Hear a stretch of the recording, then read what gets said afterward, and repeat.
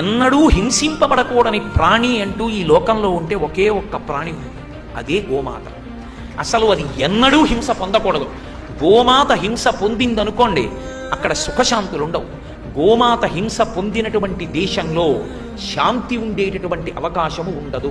అందుకే స్కాంద పురాణంలో వ్యాసుడు ఒక మాట అంటే, ఏ ఇంట ఏ రాష్ట్రమునందు ఏ దేశమునందు గోవు దుఃఖిస్తుందో, గోవు హింసకు లోనవుతుందో అక్కడ దేవతల యొక్క అనుగ్రహం ఉండదు, అక్కడ శాంతి ఉండదు.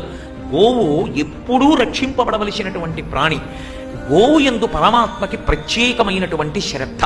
భూదేవి ఎచ్చినా పట్టించుకోడేమో కానీ ఒక గోమాత అంబారామం చేసి ఏడిచింది అంటే ఆయన అంగీకరించి. గోవుని కానీ చెనకితే వటదలంబున కనుమూయువాని కడుపు ఉడికిపోదే అంటారు. ఆ వటపత్రశాయి అయినటువంటి కృష్ణ పరమాత్మ యొక్క కడుపు ఉడికిపోతుంది ఆవు జోలికెడితే.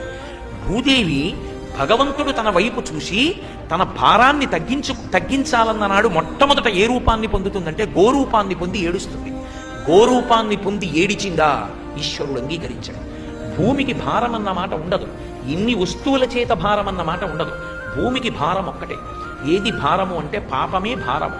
పాపం అంటే వేదము ఎలా చెప్పిందో అలా బ్రతకకుండా తన ఇచ్చ వచ్చిన రీతిలో బ్రతకడాన్ని పాపమని పిలుస్తారు తప్ప పాపం అన్న మాటకి ఇంకొక అర్థం ఉండదు.